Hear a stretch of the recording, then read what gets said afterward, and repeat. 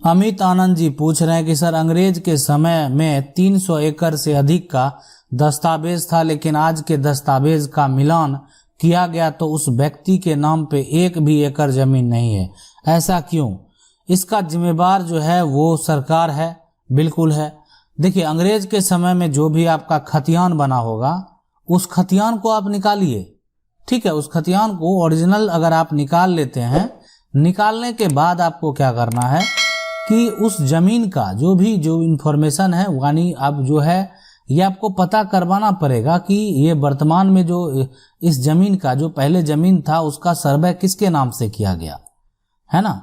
अगर आपको इसको ढूंढने में दिक्कत आ रही है तो जो आपका जिस एरिया में आपका ये पुराना जमीन था उससे संबंधित कोई भी प्राइवेट अमीन को आप जो हायर कर लें, जो है वो इसलिए कि वहां पे जाके प्लॉट नापी नहीं करना उनको, वो उसको मिलान करके उसका नया नंबर जो आप करके देंगे ताकि आप नया खतियान देख सकते हैं कि ये किसके किसके नाम से, बहुत सारे लोगों के नाम से हो गया कि या किसी एक ही आदमी के नाम से हो गया कि कोई 10 आदमी के नाम से हो गया।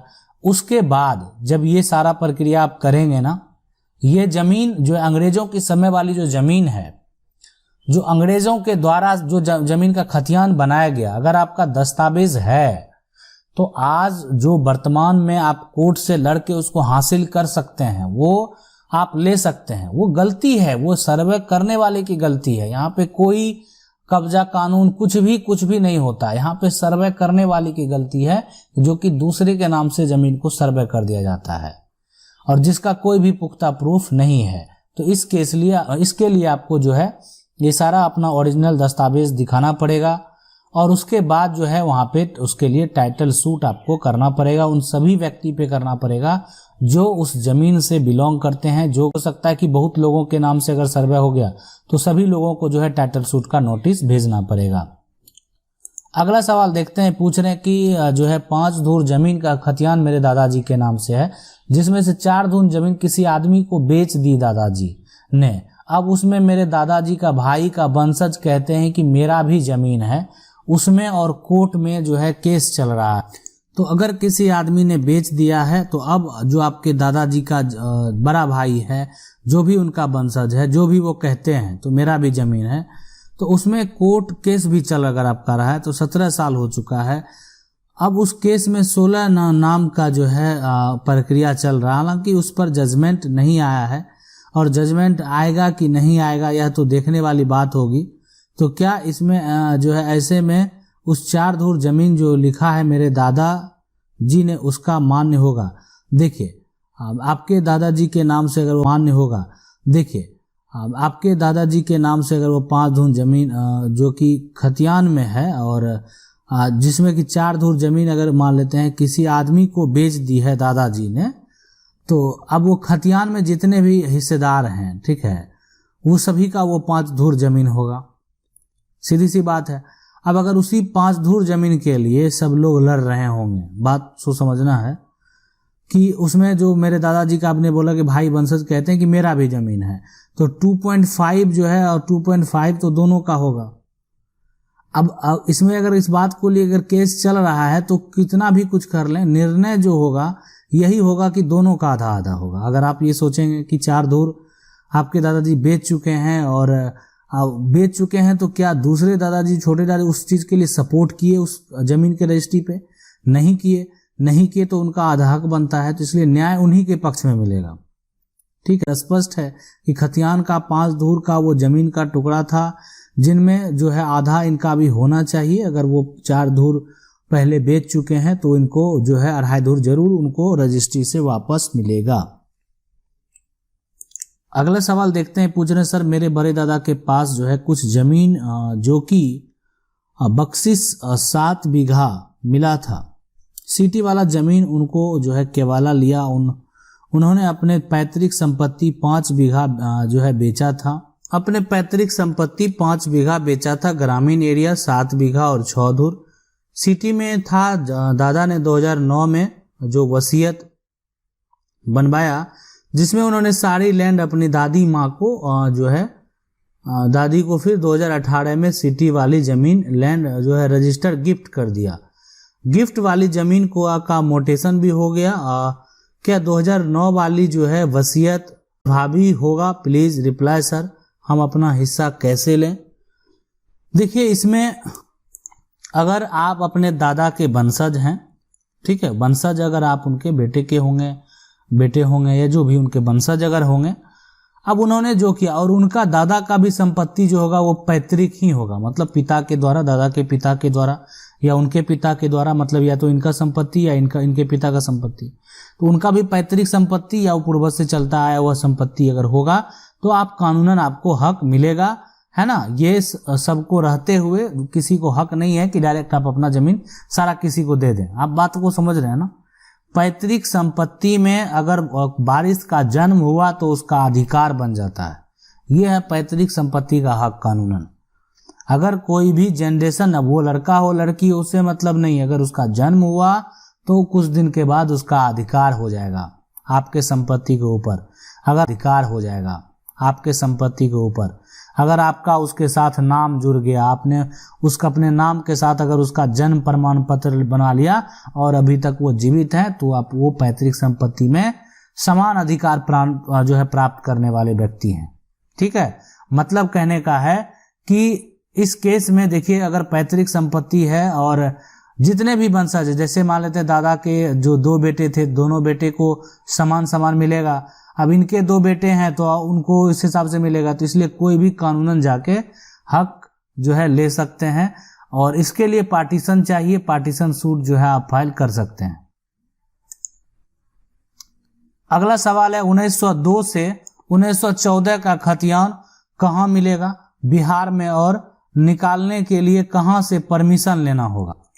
जाके जो है आप वहां पे जिला अभिलेख में जाएंगे, अभिलेखागार में जाएंगे, वहां पे जो आपका टोकन है और उसके बाद सारा इंफॉर्मेशन आपको, जैसे मौजा हो गया, उसके बाद खाता हो गया, है ना, खेसरा हो गया, ये सारा चीज जो है वो आप देंगे, स्पष्ट तरीके से वहां पे मेंशन करेंगे और वो सारा जो जिस क्षेत्र का आपको जिनके नाम से निकालना है ना, वो सारा अगर आप वहां पे देंगे तो आपका खतियान जो है वो आप वहां से निकाल सकते हैं। तो इसलिए आपको जाना है जिला, जो भी आपका डिस्ट्रिक्ट है उसके जिला में जाइए, डिस्ट्रिक्ट में जाइए, वहां पे जिला अभिलेख कार्यालय पता कीजिए और वहां पे जाकर आप निकाल सकते हैं।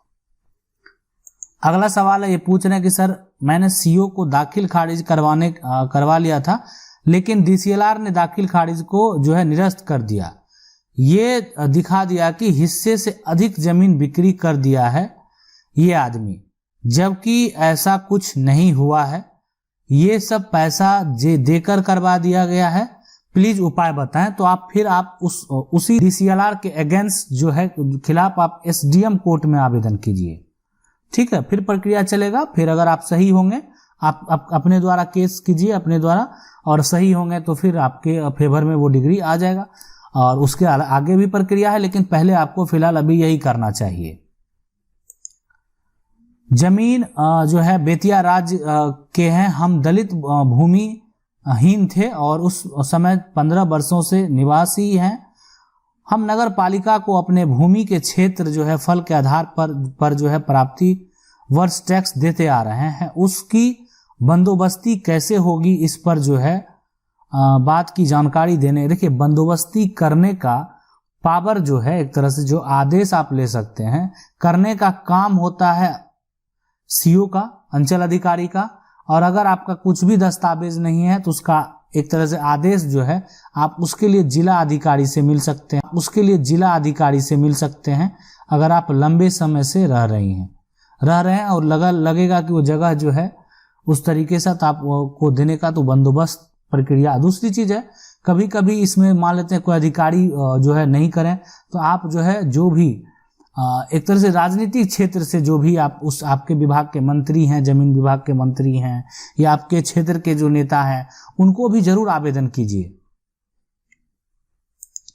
अगला सवाल है कि सर कोई जमीन फादर के नाम पर है, उनके 3 बेटे हैं, तो 2 बेटों ने संपत्ति से घर बना लिया, जो है ना सहमति से, है ना, संपत्ति ने सहमति थे, सॉरी, घर बना लिया, और तीसरा भाई कोई जो है ऑब्जेक्शन नहीं किया, है ना। 10 साल बाद जो है ये ऑब्जेक्शन कर रहा है, तीसरा जो है वो ऑब्जेक्शन कर रहा है कि घर के जमीन में मेरा भी है, ये जो है कैसे चाहिए सर? देखिए, अगर जमीन जो है एक तरह से और फादर के नाम पे है, पिता के नाम पे है, और अगर उनके 3 बेटे हैं, अब आपने घर जो है बना लिया, जब वो अलग बात है, लेकिन अगर उनका जो आप घर बनाए होंगे अपने हिस्से के हिसाब से जमीन का बिना बंटवारा किए, तो आपको जो भाई हैं उनको हिस्सा देना ही पड़ेगा। ठीक है, अगर वो तीसरा ऑब्जेक्शन लगा रहा है तो कानूनी प्रक्रिया के तहत हम आपको बताना चाहेंगे, वो कानून में अगर जाएंगे, ठीक है, तो जो उनका अधिकार है वो तो मिलेगा ही, आप ये बात समझ रहे हैं। लेकिन आपने घर बना लिया उस पे और वो उन्होंने उस बात को ऑब्जेक्शन नहीं किया, मामला इसको भी आपको पुष्टि करना पड़ेगा कि उनके द्वारा कोई ऑब्जेक्शन नहीं लगाया गया। ये तमाम प्रक्रिया जो है होने के बाद अगर जो भी निर्णय दिया जाए, लेकिन कहीं ना कहीं जो तीसरे का हिस्सा है वो तो जरूर दिया जाएगा।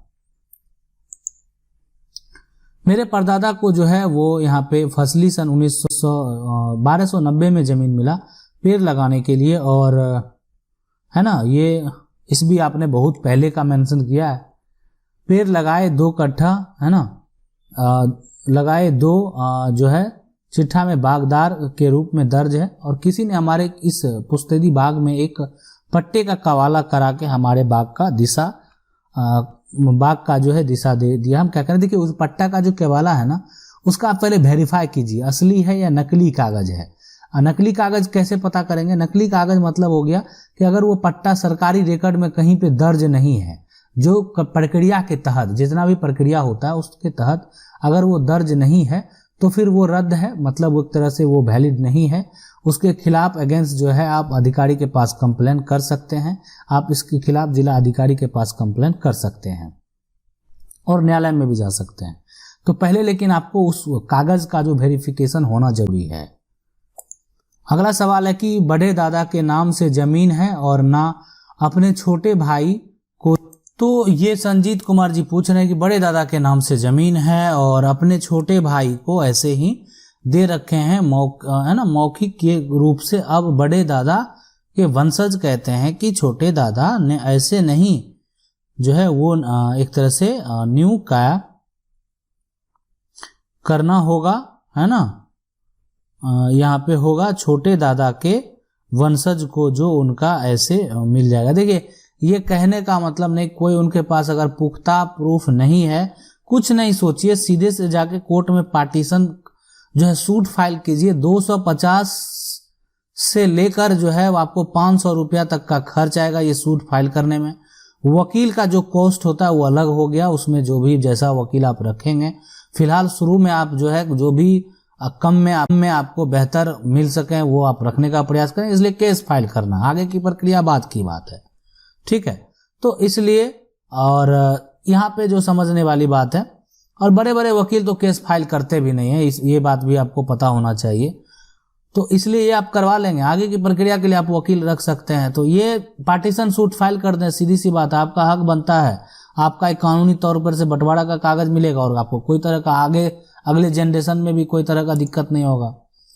सर ये मेरे नाना 2 भाई हैं और दोनों मर चुके हैं, और बड़े नाना के नाम से सर्वे से पहले का केवाला है, लेकिन खतियान में दोनों का जो है नाम है। बड़े नाना का जो है औलाद जमीन नहीं देना चाहता है, बोलता है कि सर्वे में जो है वो यहाँ पे देखिए, अगर कोई भी बड़े नाना के नाम से है, अगर दोनों का खतियान में नाम है, ठीक है, इससे पहले भी एक ऐसा ही का खतियान में नाम है, ठीक है, इससे पहले भी एक ऐसा ही सवाल था, दोनों का नाम है, नहीं देना चाहता है, खतियानी जमीन है, आप उनके वंशज हैं, हिस्सेदार हैं, तो पीएस फाइल कर दीजिए, पार्टीशन सूट। अभी जस्ट पहले ही बताएं कि अगर नहीं देना चाहता तो उपाय कम कॉस्ट में बेहतर है, और आपका एक खतियान के हिसाब से बंटवारा का पूरा प्रक्रिया जो है वहां पे कोर्ट के द्वारा दे दिया जाएगा और सीओ के द्वारा आपको दाखिल खारिज भी हो जाएगा, और उस जमीन का अगर दखल भी नहीं होगा तो दखल भी कराने का आदेश जो है वो दे दिया जाएगा।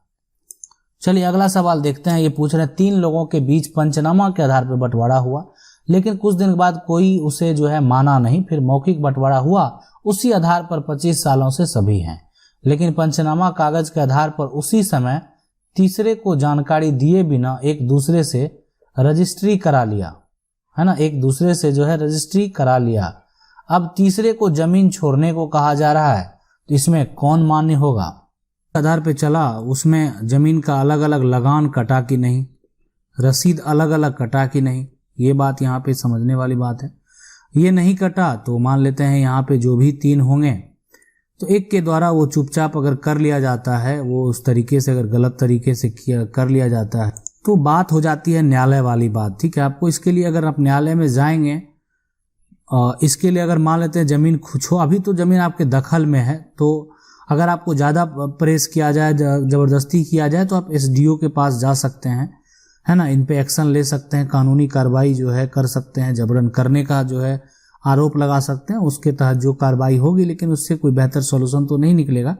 ठीक है, लेकिन मामला अगर आप सिविल में ले भी जाते हैं तो यहाँ पे जो आपका पंचनामा बंटवारा का आधार है, अगर उस बंटवारा के आधार से जमीन का सिर्फ पंचनामा हुआ और बाकी जमीन का अलग अलग रसीद नहीं कटा तो फिर पंचनामा बंटवारा का नहीं होगा, उसको फर्जी बताना बहुत आसान हो जाता है। ठीक है, अगर आप लोगों का भी ऐसा कुछ सवाल है आप हमें कमेंट करके पूछिए, वीडियो के माध्यम से आपके सवाल का जवाब देने का प्रयास करेंगे। वीडियो अच्छा लगा वीडियो को लाइक जरूर कर दें, चैनल को पहली बार देख रहे हैं सब्सक्राइब करके जो बेल आइकन उसको जरूर दबा लीजिए। मिलते हैं अगले वीडियो।